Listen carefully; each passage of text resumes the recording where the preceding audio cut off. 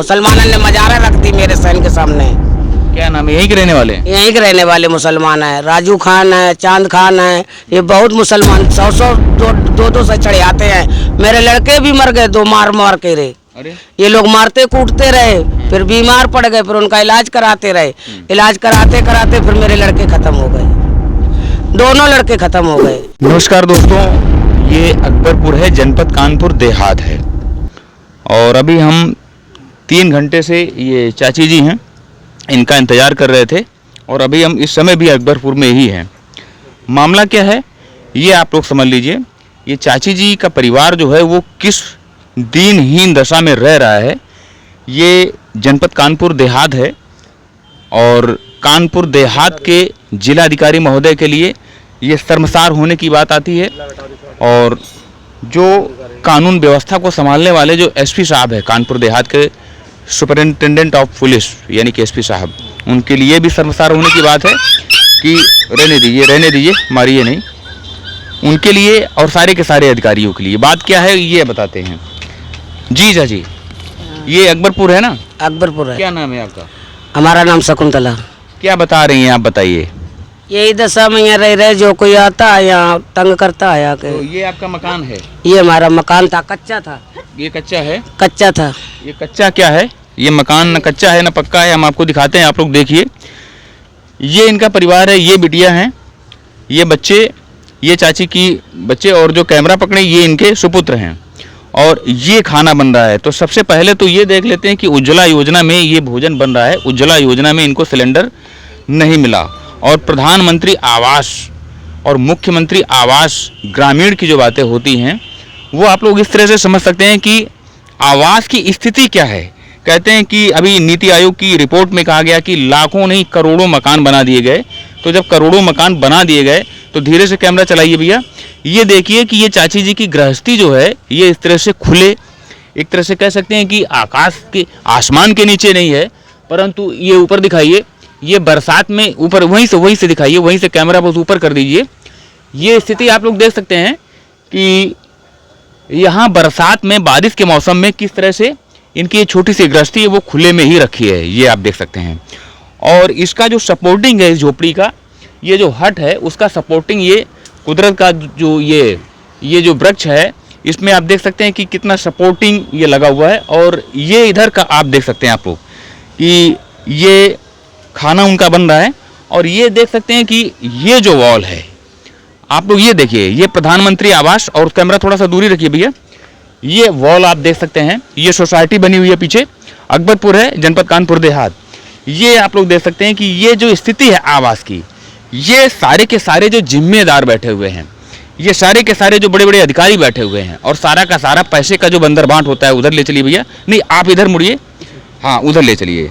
तो अब सवाल यही आता है कि अब ये चाची जी से ये बात करते हैं कि उनका आवास जो है ये बन क्यों नहीं पाया, और कॉलोनी यदि आई तो उसका पैसा कहाँ गया, यदि नहीं आई तो क्यों नहीं आई, अब जानकारी करते हैं।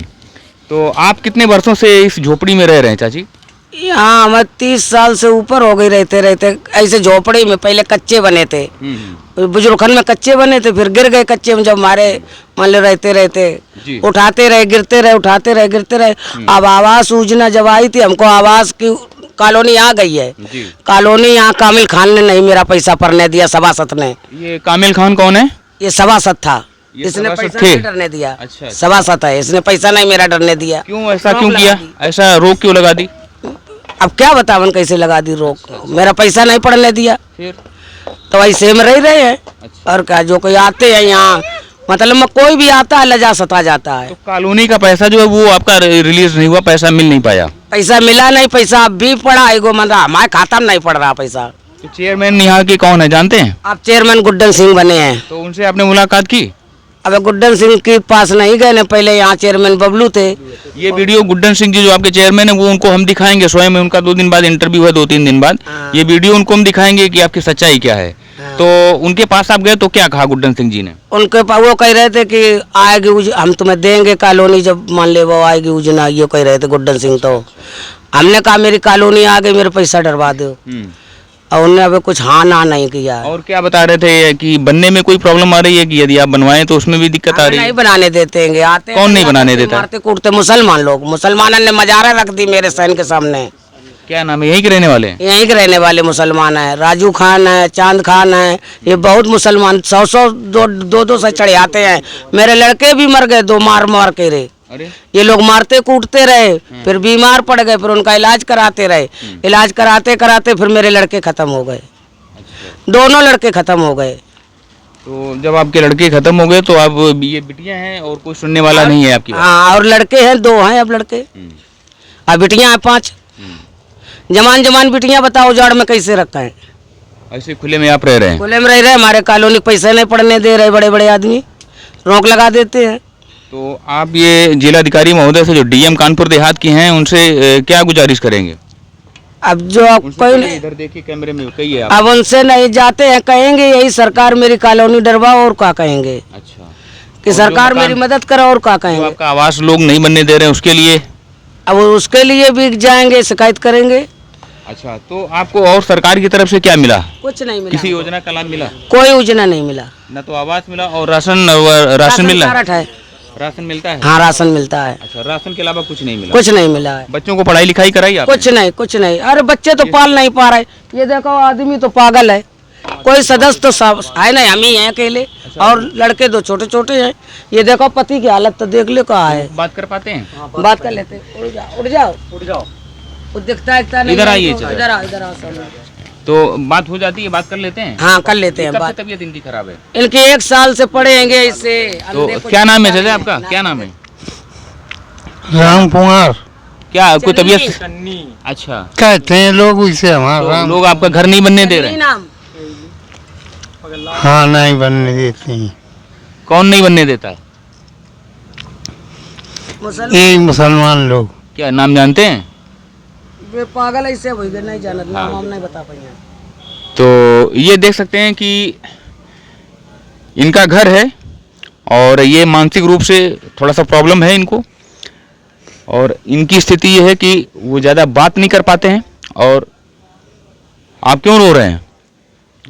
हमारे जैसे लोग हैं ना आपके साथ में, काहे परेशान हैं आप सभी लोग देख सकते हैं कि वो मानसिक रूप से, लोग कहते हैं कि बीमार हैं, तो वो मानसिक रूप से बीमार नहीं, वो फ्रस्ट्रेशन में हैं।